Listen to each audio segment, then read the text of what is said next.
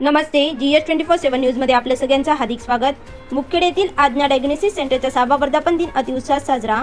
पाहता आज्ञा डायग्नोसिस सेंटरचे 6वे वर्ष केव्हा पूर्ण झाले ते कळालेच नाही. रुग्णापती असणारी आस्था ममत्व रुग्णांची सेवा करीत असताना रुग्णातल्या ईश्वराला स्मरून केलेली सेवा ही मुखेडच्या मायबाप जनतेस खूप आवडली. रुग्णांचा उदंड प्रतिसाद व डॉक्टर श्रीहरी बुडगेंवार यांच्यावर असणारा विश्वास यामुळेच मुखेडसारख्या डोंगराळ भागात आज्ञा डायग्नोसिस सेंटरचा वेलू गगनापर्यंत जाऊन पोहोचलाय.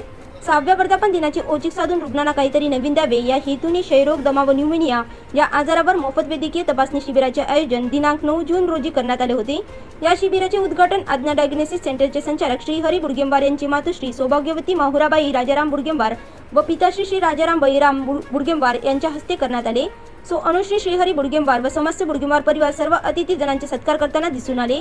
या शिबिरात डॉक्टर अशोक केरवार साहेब, अध्यक्ष IM, doctor Ramarao Shriram Saheb, doctor Satish Bachchewar, doctor Shivsam Wader, ज्येष्ठ धनंतीर doctor Ingole Saheb, doctor Swami Saheb, doctor Veerbhadra Himgire, प्राचार्य Kundewar sir, doctor Adampurkar, doctor Vyankat Subhedar, doctor Toshif Pardeshi, doctor Sandeep Dhage, doctor Gajanan More, doctor Namdev Narwade, doctor Kiran Thackeray madam, doctor Dhanashree Wadje madam, doctor Supriya Markwad madam, doctor Akash Hasnarkar, doctor Akshay Ambekar, doctor Nitin Ambekar, doctor Dalap Singh, doctor Mahesh Pattewar, doctor Prakash Panchal, doctor Prashant Khadagale, doctor Shrishant Dongargaonkar, doctor Meghwad, Shri Annarao Shinde, तंटामुक्ती अध्यक्ष जाम, पत्रकार मनोज बिरादार, पत्रकार मारुती वडजे पाटील, पत्रकार विठ्ठल पाटील, डॉक्टर श्रीहरी बुडगेंवार यांचे समस्त मित्रमंडळ, आज्ञा डायग्नोसिस सेंटरचा संपूर्ण स्टाफ, हैदराबादवरून आलेल्या जमुना सुनील तसेच राम बाबू, तालुक्यातील सर्व वैद्यकीय क्षेत्रातील मान्यवर यांची प्रमुख उपस्थिती होती. कार्यक्रमाचे प्रस्तावित डॉक्टर श्रीहरी बुडगेंवार यांनी केले. डॉक्टर अशोक केरवार व डॉक्टर रामराव श्रीरामे सर यांनी कार्यक्रमाचे औचित्य साधून आपले मत व्यक्त केले. कार्यक्रमाचे सूत्रसंचालन व आभार प्रदर्शन डॉक्टर अविनाश पाळीकर यांनी केले. शिबिरात अपेक्षापेक्षा जास्त रुग्णांचा उदंड प्रतिसाद मिळाला. या शिबिरात हैदराबाद येथील प्रमुख फुफ्फुस रोग तज्ञ डॉक्टर मतेंद्र उपेंद्र कुमार हे दिवसभर रुग्णप्रती पूज्यभाव ठेवून केलेले निदान सर्वांना भावणारे होते. प्रत्येक रुग्णांना आस्थेने विचारपूस करून त्यांच्या समस्या जाणून घेऊन योग्य ते मार्गदर्शन ते क्षणोक्षणी करीत होते. डॉक्टर तेलुगू भाषिक असून देखील रुग्णांच्या हृदयांची भाषा समजून रुग्णप्रती असलेला करुणाभाव, पूर्ण भाव त्यांच्या कृतीतून दिसून येत होता. रुग्णांची क्षयरोग, दमा वर्धापन दिनाचं औचित्य साधून या ठिकाणी आपण मोफत असं आरोग्य शिबिर म्हणजे जे की दमा, अस्थमा, त्याच्यानंतर निमोनिया आणि TB अशा रुग्णांसाठी आपण एक मोफत आरोग्य शिबिर या ठिकाणी आपण देखील करून दिलेलं आहे. आणि ह्या आरोग्य शिबिरासाठी जे तज्ज्ञ डॉक्टर जे आपले चंद्रकुमार डॉक्टर साहेब हैदराबादहून आत्ताच आलेले आहेत. त्यांचं मी मनपूर्वक स्वागत करतो आज्ञा डायग्नोसिस सेंटरतर्फे. त्यांनी वेळाचा वेळ काढून त्यांच्या सर्जरी झाली असताना पण त्यांनी आज वेळ दिला शिबिरासाठी. आणि असे तज्ज्ञ डॉक्टर आपल्या इथे आता आपल्याला कसं काही निमोनिया असेल किंवा TBचा आजार असेल किंवा दम लागत असेल, श्वास घ्यायला त्रास होत असेल तर आपल्याला नांदेड लागतो किंवा पर्याय नव्हता. पण आता आपण याच्याकडून म्हणजे डॉक्टर साहेबांच्या 2 व्हिजिट आपण या ठिकाणी आज्ञा सेंटरमध्ये आपण होणार आहोत.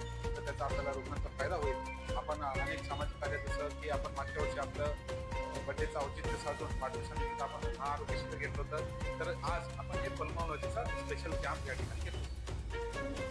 आपल्या या शिबिराला रुग्णांचा आतापर्यंत कसा प्रतिसाद राहिला, काय रुग्णांचा भरभरून प्रतिसाद मिळत आहे. ऑलरेडी खूप नावनोंदण्या झालेल्या आहेत. आपण म्हणजे आज 100 रुग्ण तपासणार होतो. ऑलरेडी ते नावनोंदणी झालेली आहे.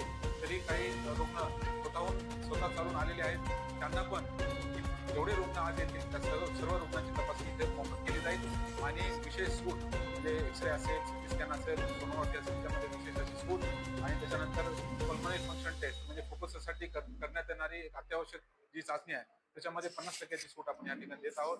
औषधावर विशेष अशी सवलत डॉक्टर साहेबांनी दिलेली आहे. आणि आज्ञा डायग्नोसिस सेंटर मार्फत असे सामाजिक कार्य आपल्याकडे घडत राहावं त्यासाठी हा शिबिर या ठिकाणी घेतला. आपल्या शिबिराच्या माध्यमातून शेवटी रुग्णांना काय आव्हान तुम्ही? शेवटी रुग्णांना मी एवढं सांगू इच्छितो की त्यांनी जे 6 वर्षात माझ्यावर दिलेलं जे अपार त्यांचं जे सपोर्ट आहे, त्यांचं प्रोत्साहन आहे, त्यांचं प्रेम आहे, असं त्यांचं प्रेम सारखं मिळत राहू. आणि या शिबिराचं मेन उद्दिष्ट हेच आहे की आपल्या भागामध्ये TBचे रुग्ण म्हणजे खूप जास्त आहेत, जे की संसर्गजन्य आहे आणि जे की आपण औषधी गोळ्यानं तो इलाज झाल्यानंतर बरा होऊ शकतो. पण बऱ्याच जणांना आपण मी जसं सांगितलं की इथं सुविधा नसल्यामुळे तालुक्याला सुविधा नसल्यामुळे जिल्ह्याला किंवा हैदराबाद जिल्ह्याला जावं लागतं. आता आपण त्याच डॉक्टरांना, तज्ज्ञ डॉक्टरांना आपण इथं घेऊन येण्याचं काम आणि आपल्या रुग्णांना माफक दरामध्ये त्याच्या पुढे पण कसं आपल्याला इथं त्यांना सेवा देता येईल हेच आपलं उद्दिष्ट या ठिकाणी राहतं. कशासाठी आला तुम्हाला काय आजार आहे? छातीचा आजार आहे. छाती दुखलं आमच्या मुलाला सांगितलं गोवाचा मोफत इलाज आहे. सांगितल्यामुळं नवरा बायको आहे, तिलाही आजार आहे, घास झाला आहे, छाती दुखलं आहे, आडोपर आहे, त्याच्यामुळं आले.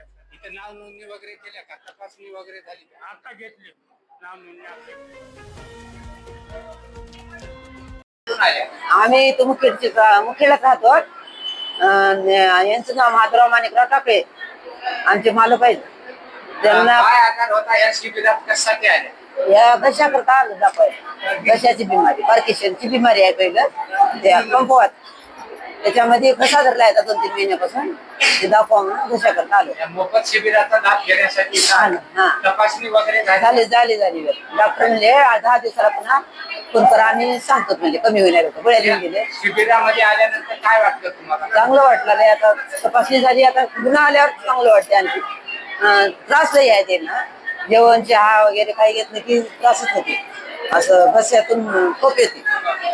त्याच्या प्रधान नांदेला जाऊन तपासणी सगळं करून आलो, तरी उगं दाखवा हे म्हणून आलं काय. रुग्णासाठी इथं मोफत शिबिर ठेवलंय, काय सांगा त्याबद्दल? आता हे बिमारी दाखवा करत असं आलोच की मग काय बिमारी आहे ते दाखवा, तपासून घ्यावं, काहीतरी सल्ला दुसरा देते. झालं का?